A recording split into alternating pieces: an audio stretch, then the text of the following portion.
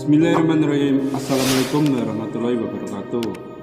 Pemirsa yang dirahmati Allah, marilah kita simak ceramah dari Buya Ar-Razi Hasyim dengan tema Ciri-ciri Allah ingin kamu dekat dengannya. Sebelumnya marilah kita bersolawat terlebih dahulu.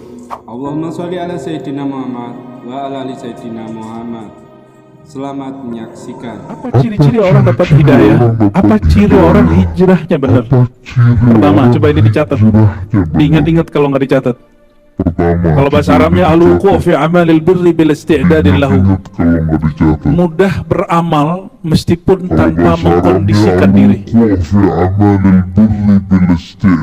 Mudah tersentuh beramal. Mudah untuk mengerjakan yang baik-baik. Nggak perlu dikondisikan, diajak, nggak perlu dikasih pahala-pahala, nggak perlu. Ini orang emang hatinya sudah pengen baik. Nah, ciri-ciri orang belum dapat hidayah gini. Mana dalilnya? Ya. Mau bantu orang nanya dalil dulu. Kalau nanya dalil itu bab ibadah mahdhah.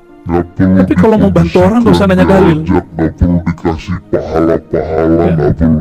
Nih hati-hati ya. Oh itu dia aliran apa itu? Orang emang hatinya Manhaj dia apa itu? pengen Tanya manhaj dulu. Emang kalau orang dapat musibah tanya dulu agamanya. Nah, ciri-ciri orang Kita kalau ada orang tabrakan, jatuh, kecelakaan, kita nanya dulu agama kamu apa? Kalau dia Islam terus gue bantu gitu. Apa begitu? Enggak. Maka ada ungkapan dari guru kita Al-Habib Ali Al-Jufri. Beliau orang Yaman, tinggal sekarang di Mesir ya.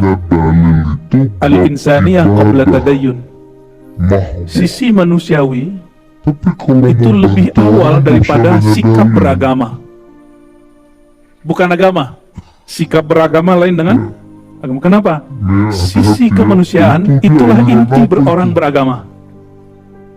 Jadi agama itu intinya insaniyah, humanisme. Jadi inti orang beragama, dia menjadi manusia seutuhnya, bukan menjadi monster, bukan menjadi predator, bukan menjadi bomber, bukan. Dia menjadi manusia seutuhnya. Itu yang disebut walaqad khalaqnal insana. Sungguh kami ciptakan manusia. Inni khaliqun basharan min tin. Sungguh aku ciptakan manusia dari tin. Lalu di tengah ayatnya disebutkan, setelah aku sempurnakan nafakhtu fihi min ruhi, aku hembuskan padanya rohku. tinggal sekarang di Mesir ya. Jadi inti agama itu orang jadi manusia, bukan jenis baju pakaian, enggak ya. Sisi manusiawi. Coba hari ini gampang beramal nggak? Apa gampang curiga sama orang? Ngasih 2.000 doang curiganya sampai mati. Oh itu dia pengemis itu, kalau kita kasih jadi rumah gede itu di kampungnya itu ya. Kenapa? Ngasih cuma 2.000, ya alhamdulillah ngasih. Ini nggak ngasih, tapi curiganya duluan. Itu ciri-ciri orang nggak dapat taufik. Ini kita bukan lagi sedang mempertahankan, melestarikan ada pengemis di jalanan, tidak. Ini bab insaniyah, humanisme. Ciri kedua orang hijrahnya sahih.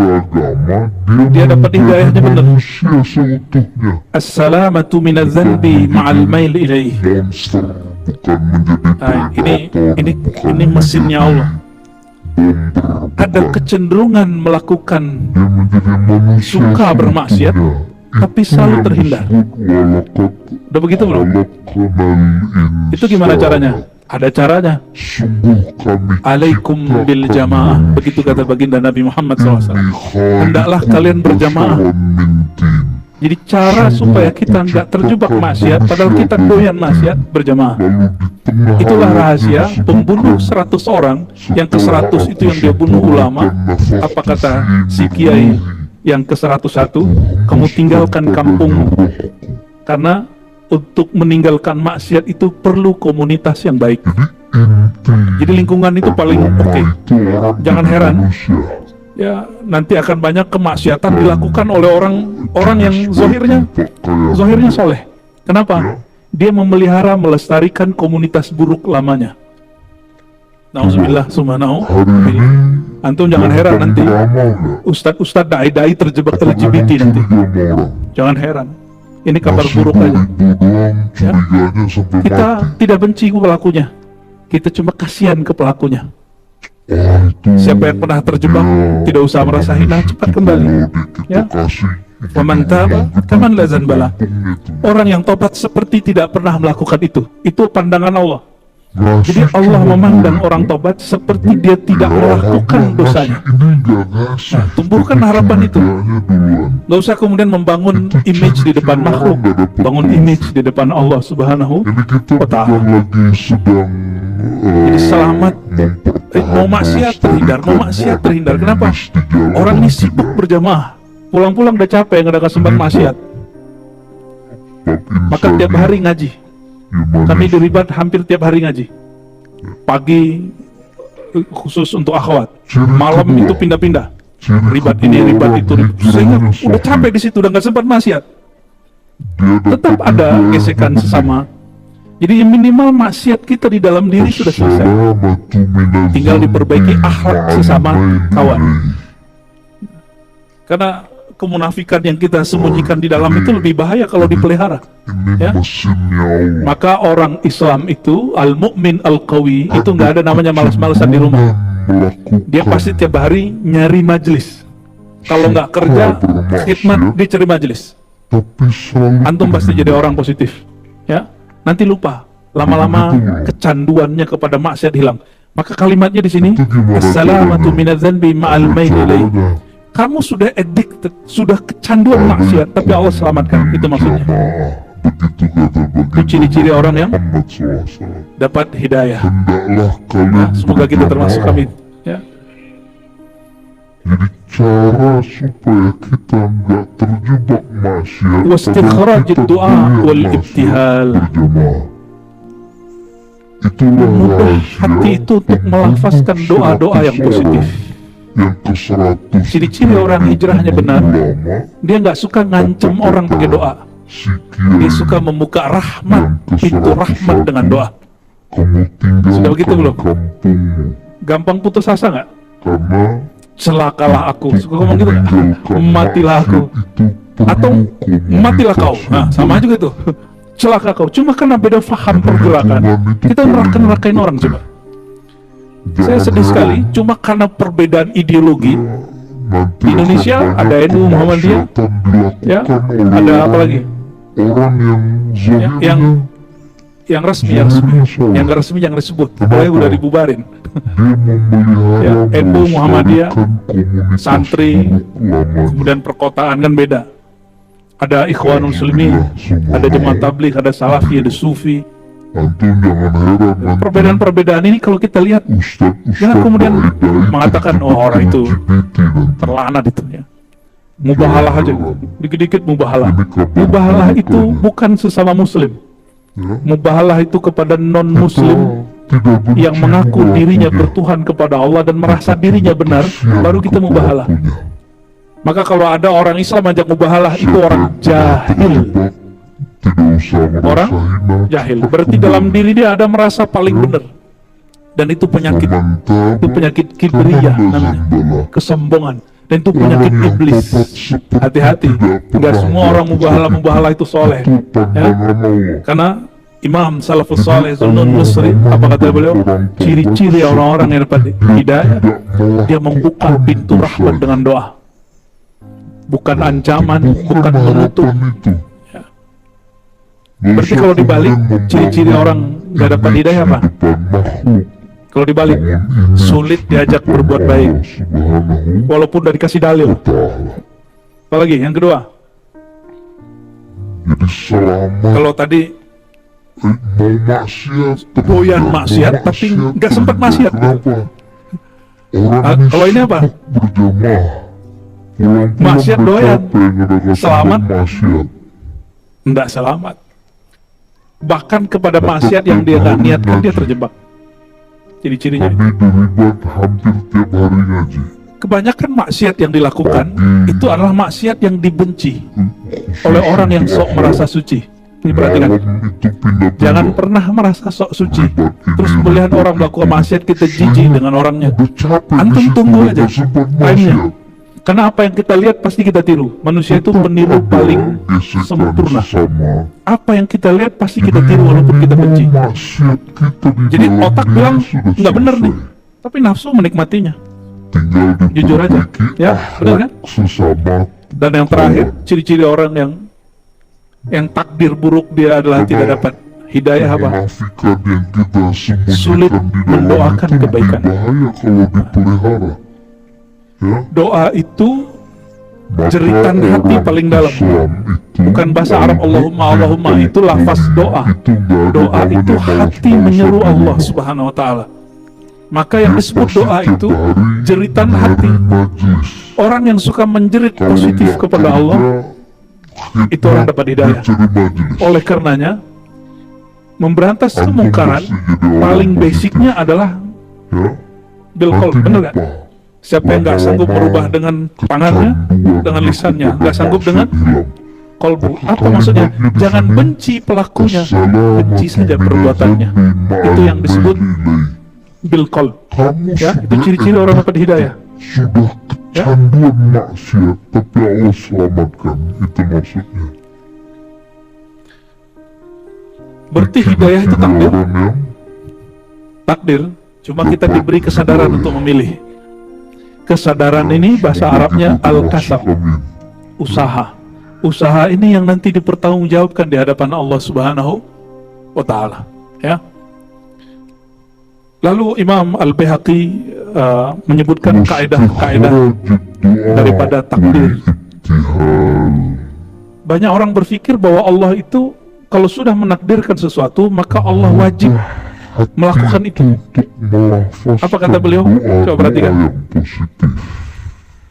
Annallaha azza wa jal la yajibu alaihi syai'. Hijrahnya benar. Allah itu tidak diwajibkan kepadanya apapun.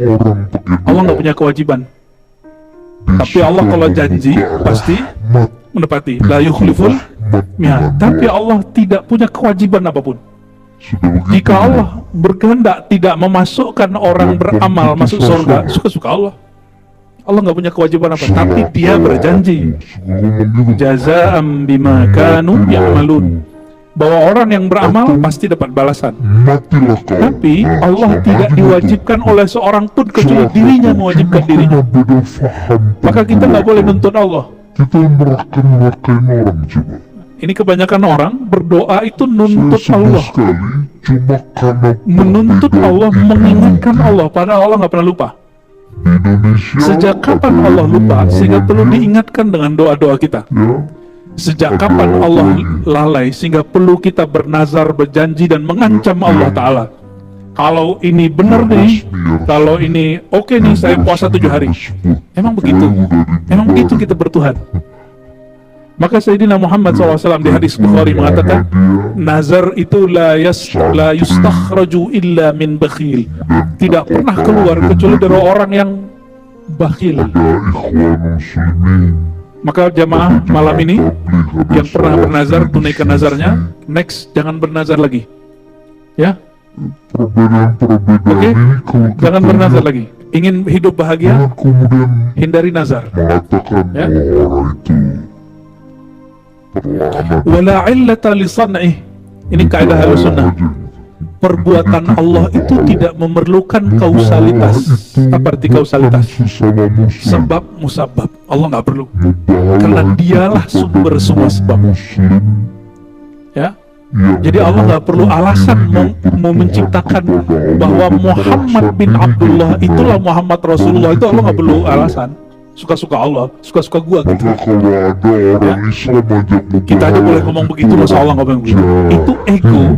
Al-kibriya uridai, keegoan itu sebenarnya sifatnya Allah. Kita nggak boleh ngomong gitu sebenarnya, Pak. Suka-suka gua itu nggak boleh sebenarnya. Yang boleh ngomong gitu hanya itu penyakit, Allah Subhanahu wa taala. itu penyakit Wala yuqalu lima fa'al.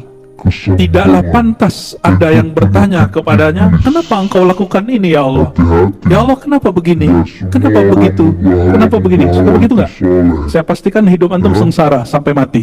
Karena Ya. Imam Salafus Saleh Zunnun Nusri Alhamdulillah saya baru habis dapat hadiah, Pak.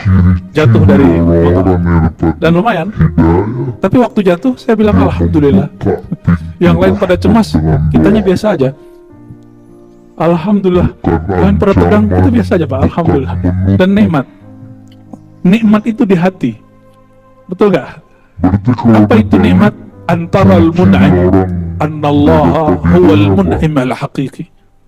Kapan orang menikmati hidupnya? Jika dia melihat bahwa gerak alam ini pemberi nikmat, yang nguji, yang ngasih cobaan, ujian itu Allah. Kalau dia kenal kepada Allah, justru diuji itu perhatian. Senang gak dikasih perhatian sama kekasih? Dan sumber kekasih sejati kita Allah Subhanahu wa ta'ala. Itu yang dibaca tadi imam kita, wa idh ibtuliyal mu'minuna wa zulzilu zilzalan syadida. Dan ingat ketika orang beriman ubtulia, akan selalu sedang dan telah ubtulia, ditempa wa zulzilu, dan mereka digoncang terus. Maka ciri-ciri al-mu'min, dia siap diberikan perhatian oleh Allah Subhanahu wa ta'ala. Orang yang diuji dengan tidak diuji, kualitasnya beda nggak?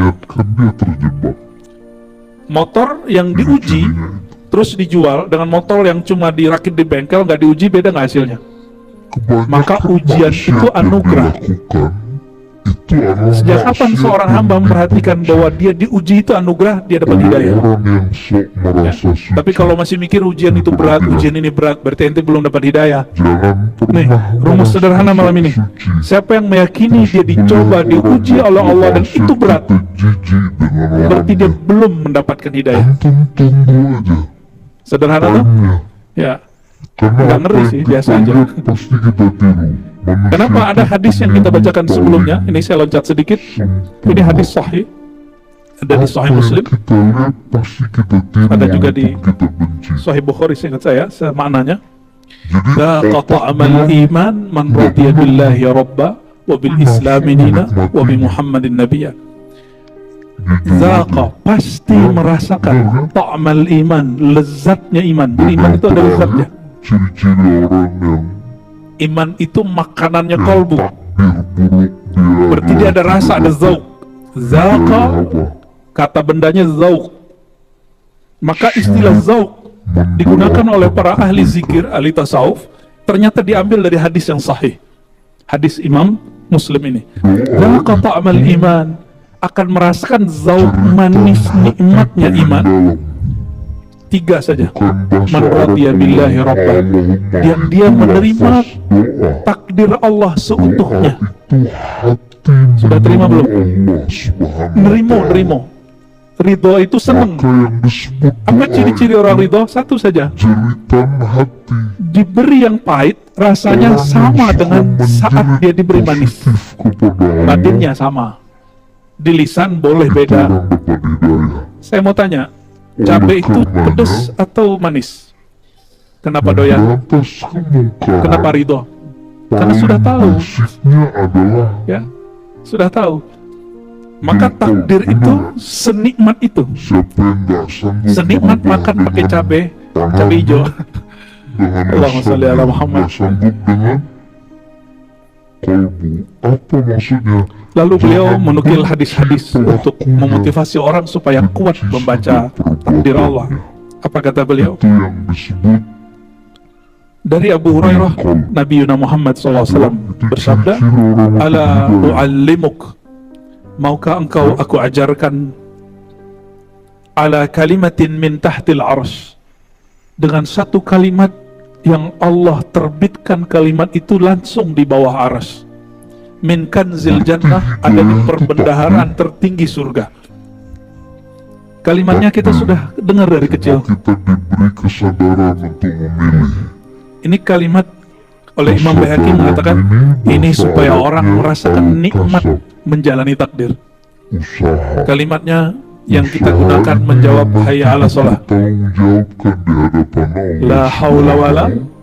Ternyata kalimat yang antum main-mainkan selama ini, itu kalimat yang ditulis di bawah arsy, di atas surga, dan itu disebut aset surga tertinggi. La haula wala quwwata illa billah. Rasulullah SAW apabila beliau naik ke surga tertinggi, maka itu yang dibacanya, la haula wala quwwata illa billah. Ingin bersama Rasulullah? Ya, amalkan la haula wala quwwata illa billah, pagi 100, sore 100. melakukan itu, Ya, disebut zikir hauqalah. apa kata Dan Allah beliau? suka dengan orang yang baca zikir hauqalah ini. Kenapa? Karena dia mengatakan, ya Allah, aku tidak ada daya, aku tidak ada upaya, tidak ada kekuatan kecuali dengan Engkau. Jadi Allah itu suka kita nol di hadapan dia. Dan Allah paling gak suka sama orang sok-sok tegar. Itu tidak Allah hanya senang sama orang tegar bersamanya, bukan tegar-tegar sendiri. Allah nggak Ya. punya kewajiban. Lalu kalau ada orang membaca ini, Allah kalau janji apa kata Allah Ta'ala? pasti Aslama abdi wastaslama. Hambaku telah Islam tapi wastaslama dan telah menyerahkan dirinya kepadaku. Itu cintanya hamba diterima. berkehendak tidak memasukkan Sayyidina Bilal karena sholat 2 rakaat habis wudhu, itu kakinya kedengeran di surga. Allah nggak punya Maka kewajiban. orang-orang yang membaca ini pagi sore penuh penghayatan, insya Allah bayang-bayang dia sudah sampai di surga. Ya, insya Allah. Ya. Bahwa orang yang beramal pasti dapat Bagian balasan. terakhir yang mau saya sampaikan, kebanyakan kita kalau kejadian sesuatu sering ngomong gini, seandainya. Mungkin sudah pernah dengar hadisnya, tapi sekarang kita baca hadisnya dari sumbernya langsung. Ini ada di Sahih Muslim. Ada juga di riwayat yang lain dan juga di Al-Baihaqi. Apa kata Nabi Muhammad SAW? Al-mu'min al-qawi khairun wa ahabbu ilallah min al-mu'min al-dhaif. Mukmin yang kuat, yang tegar, lebih baik dan lebih dicintai Allah daripada mukmin yang lemah. Berarti ada mukmin yang lemah. Iman itu di kolbu atau di badan? Berarti persoalan kuat di sini kuat kolbunya atau kuat badannya? Kalau orang kuat kolbunya, pasti badannya dia jaga. Ya. Kalau orang cuma kuat badannya, belum tentu kuat kolbunya. Banyak yang tubuhnya kekar, tahu-tahu melehoi. Jangan hanya melatih fisik, latih juga kolbu kita. Wa fi kullin khairun. Bagi seorang mukmin, ini kaidah Nabi yang berkala, wa fi kullin khairun. Dalam segala hal itu ada kebaikan. Bener ya? Kita dapat musibah nih kata orang, tapi kita menemukan satu hikmah. Itu kebaikan. Ihris ala ma yanfa'uk. Hendaklah kamu suka menggapai sesuatu yang bermanfaat bagimu. Apa yang bermanfaat bagi kita? Al-nafi' lil insan ma yuqaribuhu ilallah. Ma yuqaribuhu ilallah. Yang bermanfaat bagi manusia, sesuatu yang mendekatkan dia kepada Allah Subhanahu wa ta'ala. Wasta'in billah wa la ta'jaz. Jangan melempem, jangan melemah. Wasta'in billah, kalau ada urusan kita jatuh bangun minta tolongnya kepada Allah. Wala ta'jiz, jangan mundur di tengah jalan. Maka teman-teman di majelis saya ajak ke gunung. Nanti kelihatan mana yang mundur di tengah jalan, mana yang terus. Aki-aki kita ajak naik gunung. Alhamdulillah ada yang mundur, ada yang maju. Ya sekarang mundur, besok nggak boleh mundur gitu. Itu pembentukan karakter. Orang ngeliat gunung naik, pegel sakit, terus dia kemudian mikirin saya balik. Itu nanti jadi karakter. Dia harus naik gunung lagi dan dia tembus itu. Dia harus tembus. Dia nggak boleh melempem. Karena dalam satu kaidah, walaupun ini kaidah fikih, tapi ini bisa dimasukkan kepada kaidah akhlak. Al-aslu fin nahyi lil tahrim. Pada dasarnya larangan itu haram. Apa kata Nabi SAW? Wala ta'jiz. Jangan mundur di tengah jalan. Jangan merasa lemah di tengah jalan. Wa in asabaka syarrun fala taqul law anni fa'altu kaza. Ini adab. Seandainya engkau ditimpa sesuatu yang menurutmu buruk, jangan berkata seandainya, jikalau. Kenapa? Fa inna law taftah amal syaitan. Kalimat seandainya pengandaianmu itu membuka pekerjaan syaitan. Kenapa engkau lakukan ini? Hati-hati, ya. Tapi apa yang kita katakan? Kul qaddarallah wa ma syaa fa'al. Nah, ini kaidah, coba dihafalkan. Suka begitu nggak? Qaddarallah wa ma syaa fa'al. Jadikan wirid. Qaddarallah wa ma syaa fa'al. Coba ulangi. Qaddarallah wa ma syaa fa'al. Apa maknanya? Qaddarallah, Allah telah menentukannya. Wa ma syaa, apa yang dia mau fa'al, dia lakukan suka-sukanya. Apa yang dia lakukan pasti terjadi. Itu maknanya. Qaddarallah wa ma syaa fa'al. Kalau nggak bisa baca ini, balik ke atas. La haula wala quwwata illa billah, itu sama maknanya. Itu artinya sama. saja Pak, alhamdulillah. Dan nikmat. Lalu kata Sayyidina Anas, Nikmat aku itu di hati. berkhidmat kepada Nabi 10 tahun. Betul gak? Fama arsalani fi hajatin qad falam tatahayya illa qala law Allahu kana walau qaddara kana. Hajat. Beliau tidak pernah ngotot dan putus asa. Apa kata beliau? Apapun yang Allah mau pasti terjadi. Jika dia melihat Kita mau, Allah nggak mau nggak bakal jadi. Maka Nabi itu bukan tipe orang yang tinggi, panjang angan-angan. Juga bukan orang yang gampang putus asa. kalau dia Beliau kenal sangat sederhana sekali. justru Maka Nabi tidak itu perhatian. emosi ketika ditahan oleh kafir Quraisy di Hudaybiyah. Di saat itu Sayyidina Umar belum lengkap rukun imannya. dan sumber kekasih Ya. sejati Sayyidina Umar masih bentak Nabi Muhammad SAW, itu yang tapi dibaca Sayyidina di Muhammad SAW kemudian mendidik beliau supaya terima itu. Oke, sudah Isya? Belum. zilzalan syadida. Lalu beliau punya doa, Ketika orang satu doa yang jarang dibaca orang. Allahumma inni as'aluka ridha bil qadar. sedang dan telah Ya Allah, aku memohon kepadamu satu makom. Apa makomnya? Ridho terhadap takdir. Ridho itu ada dua, sebelum terjadi, saat terjadi, setelah terjadi. Dan orang yang sempurna imannya, yang ridho sebelum terjadi, dia siap ya, pasti dari ridho saat terjadi dan setelah terjadi. Ya, kita lanjut. Orang yang diuji dengan tidak diuji Dari Sayyidina kualitas Abdullah bin Mas'ud, ibadah. beliau mengatakan, jika engkau ingin menjadi ahli ibadah yang paling banyak ibadahkan bagimu, Dengan motor yang kewajiban cuma pertama dia bukan tidak sholat, jauh tapi ma'rifat. beruji beda nasi. Kenal dulu yang disembah, lalu sembahlah dia Ujian seperlunya. itu anugerah. Ya, nggak usah kemudian terlalu banyak kuantitas, baguskan Sejak kualitasnya. seorang hamba memperhatikan Maka ya disebut bahwa menaikkan dia kewajiban. diuji itu anugerah, dia dapat hidayah. Yang kedua, ingin jadi orang paling bertakwa nggak? Ujian itu berat, Disebut ujian paling itu wara. berat, berarti Ijtanib ma harrama alaik. Sederhana aja. Tinggalkan yang Allah haramkan. sederhana malam ini. Siapa Sederhana ya? yang meyakini Mau jadi orang bertakwa, tinggalkan yang haram. uji Allah Tapi yang terakhir kata beliau, kamu ingin kaya, ingin merasakan kondisi orang kaya, kata beliau. Warda bima qassamallahu lak, takun min aghnan nas. Ridhoilah, terimalah taking kaya sealam semesta.